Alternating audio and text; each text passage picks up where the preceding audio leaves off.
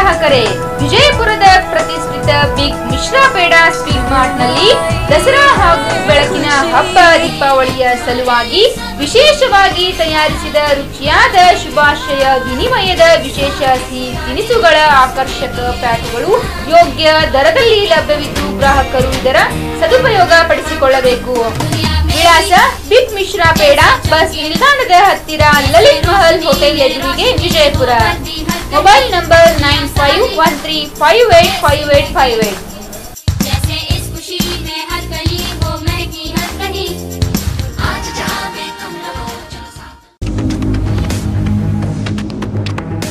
स्वागत है आपका बी न्यूज नेशन में। मैं हूं खुर्शीद आलम।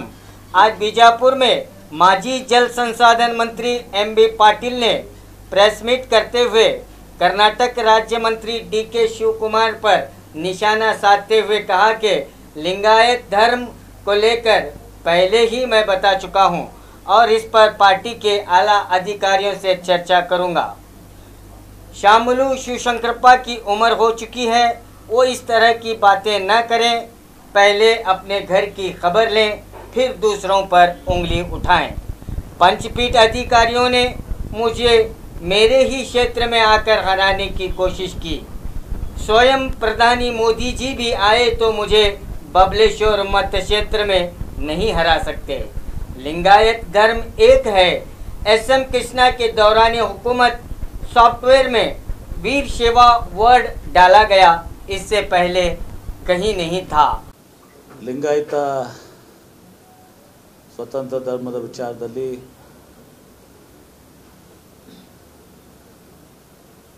ಡಿ.ಕೆ. ಶಿವಕುಮಾರ್ ಅವರ ನೀಡಿದ ಹೇಳಿಕೆಗೆ ಈಗಾಗಲೇ ನಾವು ಪ್ರತಿಕ್ರಿಯೆಯನ್ನು ನೀಡಿದ್ದೇನೆ. ಚುನಾವಣೆ ಹೊಸ್ತಿಲಲ್ಲಿ 5 ಉಪಚುನಾವಣೆಗಳಿದ್ದಾವೆ. ಈ ಸಂದರ್ಭದಲ್ಲಿ ನಾನು ನಿನ್ನೆನೂ ಕೂಡ ಹೇಳಿದ್ದೆ, ನಾವು ಇದನ್ನು ಈ ಸಂದರ್ಭದಲ್ಲಿ ಬೆಳೆಸಲಿಕ್ಕೆ ಬಯಸೋದಿಲ್ಲ. ಅದನ್ನು ಪಕ್ಷದ ವೇದಿಕೆಯಲ್ಲಿ ಪಕ್ಷದ ಹೈಕಮಾಂಡ್ನಲ್ಲಿ ಅದನ್ನು ಚರ್ಚೆಯನ್ನು ಮಾಡ್ತೀವಿ. ಈಗ ತಮಗೆ ಹೇಳಬೇಕಾಗಿದ್ದಿಷ್ಟೇ, ಈ ಮಧ್ಯೆ ಈ ಶಿವಕುಮಾರ್ ಅವರ ಹೇಳಿಕೆ ಮಧ್ಯೆ ನಾವು ಪ್ರತಿಕ್ರಿಯೆ ನೀಡಿದಾಗ ಶಾಮನೂರು ಶಿವಶಂಕರಪ್ಪನವರು ಏನು ವೀರಶೈವ ಮಹಾಸಭಾದ ಅಧ್ಯಕ್ಷರಿದ್ದಾರೆ, ವಯಸ್ಸಿನಲ್ಲಿ ಅವರು ಹಿರಿಯರು, ಅವರ ಹಿರಿತನಕ್ಕೆ ನಾವು ವಯಸ್ಸಿಗೆ ನಾವು ಗೌರವವನ್ನು ಕೊಡ್ತೀವಿ. ಆದರೆ ನಿನ್ನೆ ಅವರು ಮಾತನಾಡುವಾಗ ಕೆಲವೊಂದು ವಿಚಾರಗಳನ್ನ ಹೇಳಿದ್ದಾರೆ. ಒಂದನೇದಾಗಿ ವಿನಯ್ ಕುಲಕರ್ಣಿ ಅವರು ಸೋತು ಸುಣ್ಣ ಆಗಿದ್ದಾರೆ, ಮನೆಯಲ್ಲಿ ಕೂತಿದ್ದಾರೆ ಅಂಥೇಳಿ. ವಿನಯ್ ಕುಲಕರ್ಣಿ ಅವರು ಸೋತು ಸುಣ್ಣ ಆಗಿದ್ದಾರೆ, ಮನೆಯಲ್ಲಿ ಕೂತಿದ್ದಾರೆ ಅಂತ ಹೇಳಿದ್ದಾರೆ. ಆದರೆ ಶಾಮನೂರು ಶಿವಶಂಕರಪ್ಪನವ್ರಿಗೆ ಬಹುಶಃ ಸ್ವಲ್ಪ ಅರಿವು ಮರುವಾಗಿದೆ ಅಂತ ನಾನು ಭಾವಿಸಿದ್ದೀನಿ. ಅವರ ಮಗನಾದಂಥ ಮಲ್ಲಿಕಾರ್ಜುನ್ ಅವರು ಚುನಾವಣೆ ನಿಂತಿದ್ರು, ಅವರು ಸೋತಿದ್ದಾರೆ. ಮತ್ತು ಅವ್ರು ಸೋತ ಮೇಲೆ ಏನೋ ಬಣ್ಣ ಬಂದಿದೆ ಅವ್ರಿಗೆ. ವಿನಯ್ ಕುಲಕರ್ಣಿ ಅವರು ಸೋತು ಸುಣ್ಣಾಗಿದ್ದಾರೆ. ಮಲ್ಲಿಕಾರ್ಜುನ್ ಅವರು ಸೋತು ಏನೋ ಬಣ್ಣ ಬಂದಿದೆ ಅವ್ರಿಗೆ, ಅಥವಾ ಕೋಡ್ ಬಂದಿದೆ.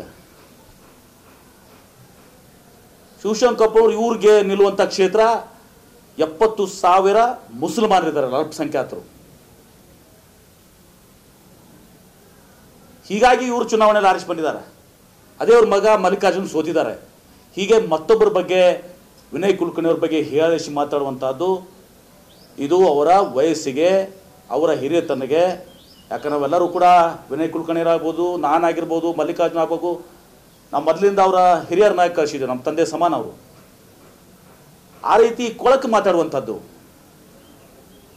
ಹೀಯಾಳಿಸಿ ಮಾತಾಡುವಂಥದ್ದು, ತಮ್ಮ ಮನೆ ಶುದ್ಧ ಬಿಟ್ಕೊಂಡು ಬೇರೆಯವ್ರ ಬಗ್ಗೆ ಮಾತನಾಡುವಂಥದ್ದು ಸರಿಯಲ್ಲ. ಇದನ್ನು ನಾನು ಖಂಡನೆ ಮಾಡ್ತೇನೆ. ಒಂದನೇದು. ಎರಡನೇದಾಗಿ ಶಾಮನೂರು ಶಿವಶಂಕರಪ್ಪನವರು ನಮ್ಮ ಮೇಲೆ ಹೈಕಮಾಂಡ್ಗೆ ಕಂಪ್ಲೇಂಟ್ ಕೊಡ್ತೀವಿ ಸುಮ್ಮನಿರ್ತಿದ್ರಿ ಅಂತೇಳಿ. ಸುಮ್ಮನೆ ನಾವು ಸುಮ್ಮನಿರ್ಬಿಡೋದು, ಇವ್ರನ್ನ ಕೇಳಿ ಇವ್ರ ಪರವಾನಗಿ ನಮ್ಗೆ ಬೇಕಾಗಿಲ್ಲ ಯಾರಿಗೂ. ನಮ್ಮ ಸ್ವಾತಂತ್ರ್ಯ ಅದು ನಮ್ಮ ಜೊತೆಗಿದೆ, ಅವ್ರ ಸ್ವಾತಂತ್ರ್ಯ ಅವ್ರ ಜೊತೆಗಿದೆ. ಅವರು ಸರಿಯಾರ್ಜಿಸಿದ್ದನ್ನು ಅವ್ರು ಮಾಡ್ತಾರೆ, ನಮಗೆ ಸರಿಯಾರ್ಜಿಸಿದ್ದು ನಾವು ಮಾಡ್ತೀವಿ. ಯಾರು ಹೈಕಮಾಂಡಿಗೆ ದೂರು ಕೊಡ್ತೀವಿ ಅಂತ ಹೇಳ್ತಾರೆ, ಇವರು ಯಾರ ಜೊತೆ ಕೂಡಿದ್ದಾರೆ? ಏನು ಪಂಚಪೀಠಾಧಿಪತಿಗಳು, ಜಗದ್ಗುರುಗಳು, ಅವ್ರ ಬಗ್ಗೆ ನನಗೆ ಗೌರವ ಇದೆ, ಅವರು ಪೂಜ್ಯರು. ಆದರೆ ಯಾರು ಪಂಚಪೀಠಾಧಿಗಳು ನಮ್ಮ ಕಾಂಗ್ರೆಸ್ ಪಕ್ಷದ ಸೋಲಿಗೆ ಕಾರಣ ಆದರು, ಪ್ರಚಾರ ಮಾಡಿದ್ರು ನಮ್ಮ ವಿರೋಧ,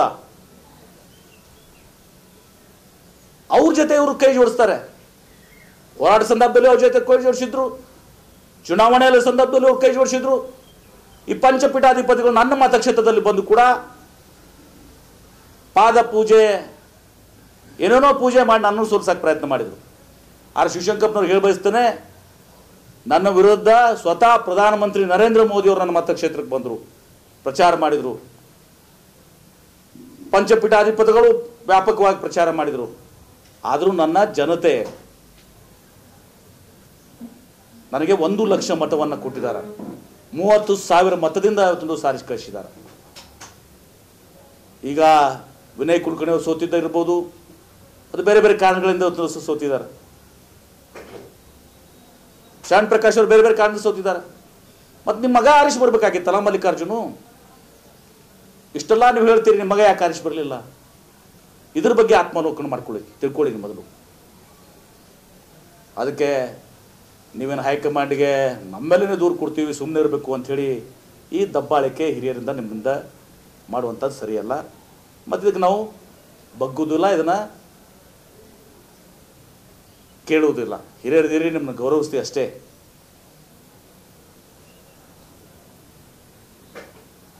ಆಮೇಲೆ ಇವರೆಲ್ಲರೂ ವಿಚಾರ ಮಾಡಬೇಕು. ಇವತ್ತು ಈ ರಾಜ್ಯದಲ್ಲಿ ಬಿ ಡಿ ಜತ್ತಿಯವರು ಇರ್ಬೋದು, ನಿಜಲಿಂಗಪ್ಪನವ್ರು ಇರ್ಬೋದು, ವೀರೇಂದ್ರ ಪಾಟೀಲ್ ಇರ್ಬೋದು, ಚೇಜ್ ಪಟೇಲ್ ಇರ್ಬೋದು, ಜಗದೀಶ್ ಶೆಟ್ಟರ್ ಅವರು ಇರ್ಬೋದು, ಶಾಮನೂರು ಶಿವಶಂಕರಪ್ಪ ಅವರು ಇರ್ಬೋದು, ಭೀಮಣ್ಣ ಖಂಡ್ರೆ ಅವರು ಇರ್ಬೋದು, ಎಂ ಬಿ ಪಾಟೀಲ್ ಇರ್ಬೋದು, ಅಥವಾ ಅನೇಕ ಮಂದಿ ಪಂಚಪೀಠಾಧಿಪತಿಗಳು, ವಿಶೇಷವಾಗಿ ರಂಭಾಪುರಿ ಸ್ವಾಮಿಗಳು, ಇನ್ನು ಅನೇಕರು, ಉಮೇಶ್ ಕತ್ತಿ ಇರ್ಬೋದು, ಮತ್ತವ್ರು ಇರ್ಬೋದು, ಯಡಿಯೂರಪ್ಪನವ್ರು ಇರ್ಬೋದು, ಇವರೆಲ್ಲರದು ಜನ್ಮ ಸರ್ಟಿಫಿಕೇಟ್, ಹುಟ್ಟು ಸರ್ಟಿಫಿಕೇಟ್, ಇವರೆಲ್ಲ ಶಾಲಾ ಸರ್ಟಿಫಿಕೇಟ್ಗಳು. ಯಾಕೆ ನಾನು ನೋಡಿದ್ದೀನಿ, ರಂಭಾಪುರಿ ಶ್ರೀಗಳ ಶಾಲಾ ಸರ್ಟಿಫಿಕೇಟ್ ಅನ್ನು ನೋಡಿದ್ದೀನಿ ಗದಗ ಬೆಟಗೇರಿ.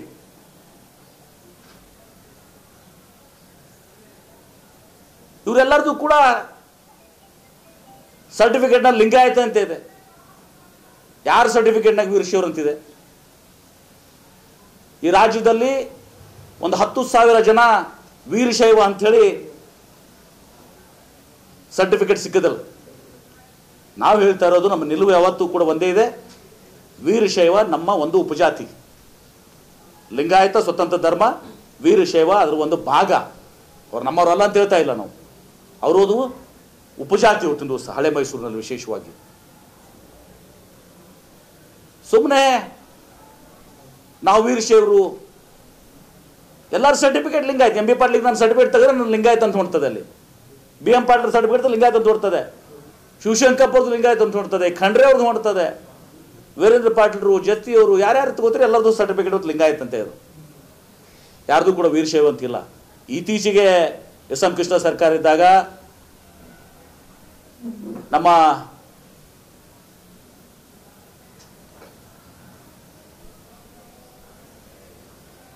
ಎಂ ಪಿ ಪ್ರಕಾಶ್ ಅವರು ಆ ಸಾಫ್ಟ್ವೇರ್ ಕೂಡಿಸೋತ್ತಿಗೆ ವೀರಶೈವ ಲಿಂಗಾಯತ್ ಅಂತ ಕೂಡಿಸಿದ್ರು.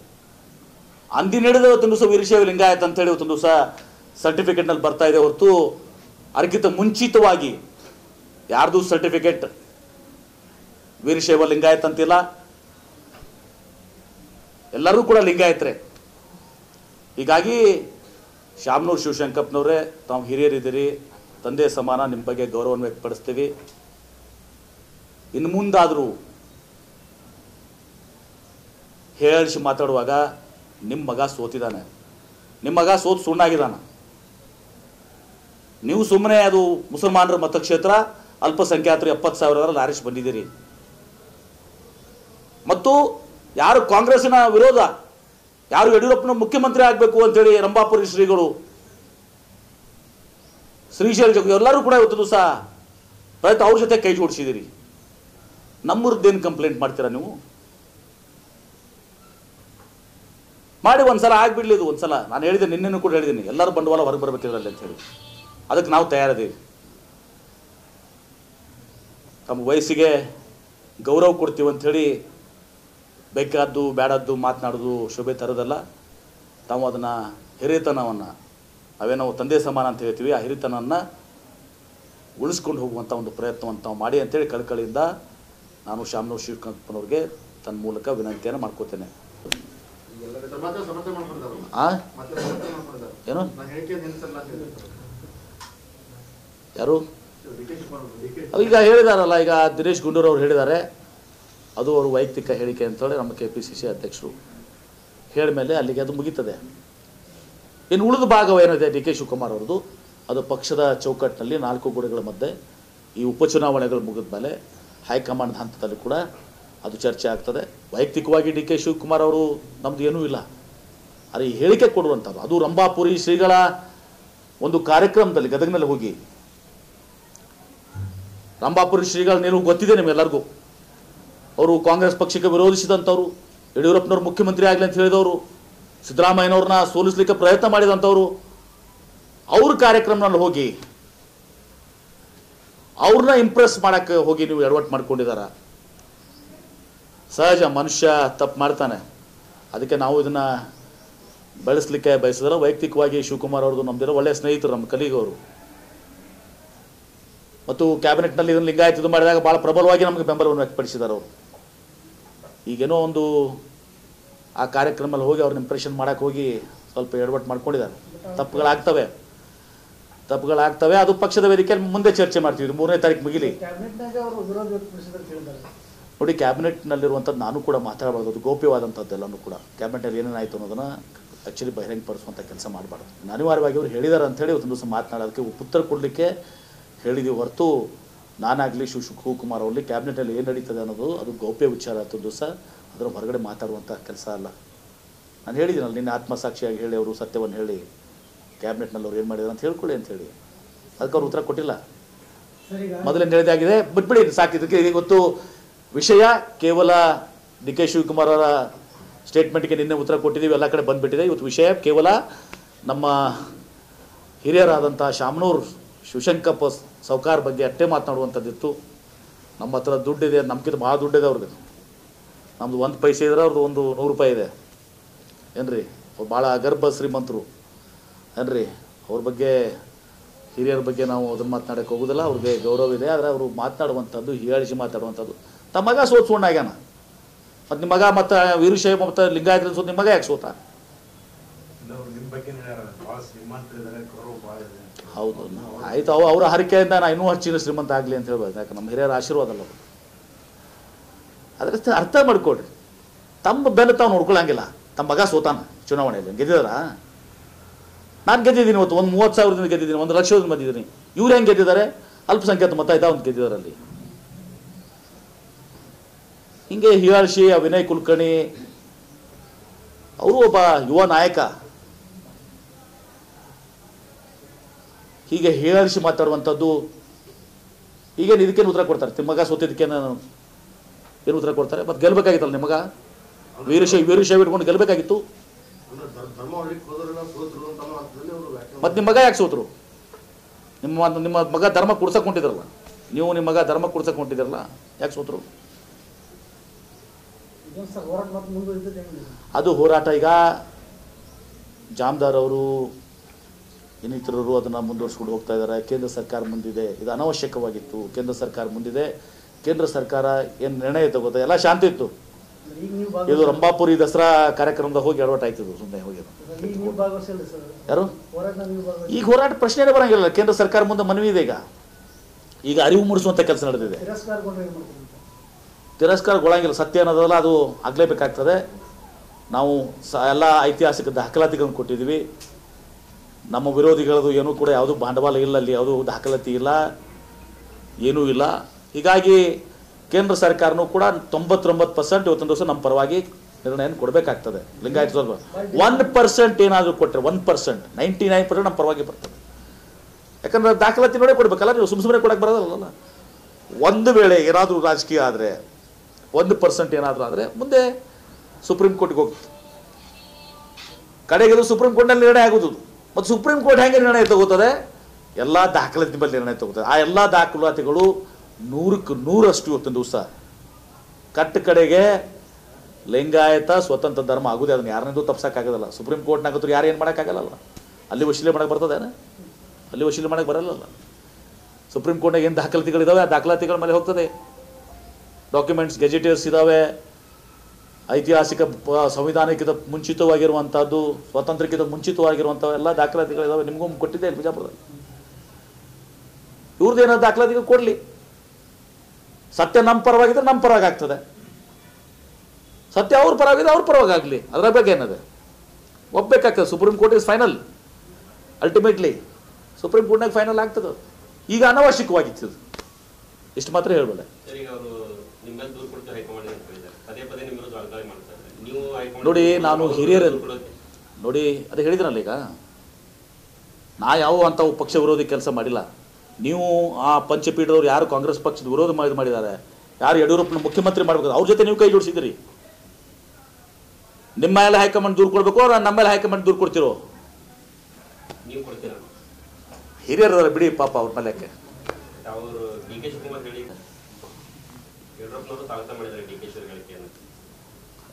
ಅದನ್ನು ಮಾತಾಡಕ್ಕೆ ಹೋಗುದಿಲ್ಲ.